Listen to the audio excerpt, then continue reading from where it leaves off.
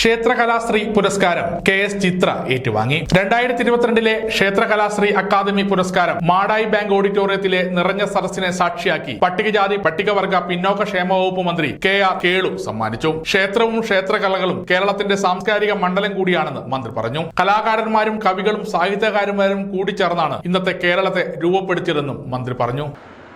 ക്ഷേത്രവും ക്ഷേത്രകലകളും നമ്മുടെ കേരളത്തിന്റെ ഒരു സാംസ്കാരിക മണ്ഡലം കൂടിയാണ് എന്നതാണ് നമ്മൾ പൊതുവെ വീക്ഷിക്കുമ്പോൾ മനസ്സിലാകുന്ന ഒരു കാര്യം. അപ്പം കലകളെ പ്രോത്സാഹിപ്പിക്കുക എന്ന് പറയുന്നത് വളരെ വളരെ വളരെ പ്രിയപ്പെട്ട ഒരു കാര്യമാണ്. കാരണം നമ്മളെല്ലാവരും മനസ്സിലാക്കിയതുപോലെ ഇന്നത്തെ കേരളം രൂപപ്പെട്ടിട്ടുള്ളത് ചരിത്രപരമായി ചിത്രചേച്ചി പോലെയുള്ള കലാകാരന്മാരും സാഹിത്യ നായകന്മാരും എഴുത്തുകാരും കവികളും എല്ലാവരും കൂടി ചേർത്തിട്ടുള്ള അല്ലെങ്കിൽ എല്ലാവരും കൂടി സംഭാവന നൽകിയിട്ടുള്ള ഒരു മഹത്തായ ഒരു സ്റ്റേറ്റാണ് നമ്മുടെ കേരളം.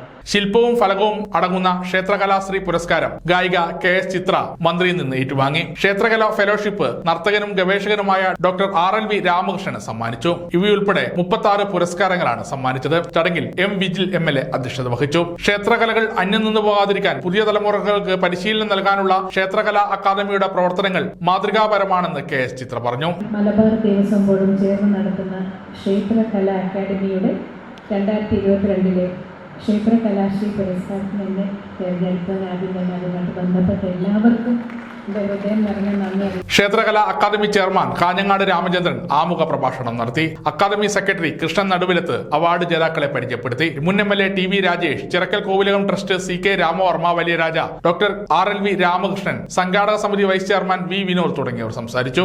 ഏഴോം ഗ്രാമപഞ്ചായത്ത് പ്രസിഡന്റ് P ഗോവിന്ദൻ, ചെറുതാഴം ഗ്രാമപഞ്ചായത്ത് പ്രസിഡന്റ് M ശ്രീധരൻ, മാടായി ഗ്രാമപഞ്ചായത്ത് പ്രസിഡന്റ് സഹീദ് കായിക്കാരൻ, ജില്ലാ പഞ്ചായത്ത് അംഗം CP ഷിജു, ബ്ലോക്ക് പഞ്ചായത്ത് അംഗം CP മുഹമ്മദ് റഫീഖ്, ഗ്രാമപഞ്ചായത്ത് അംഗം ജസീർ അഹമ്മദ് എന്നിവർ പങ്കെടുത്തു.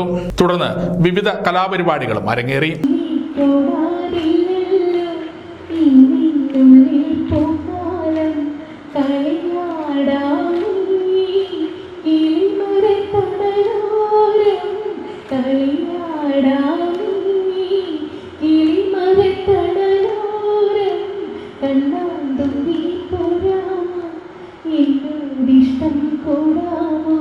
സമഗ്ര ന്യൂസ് കണ്ണൂർ.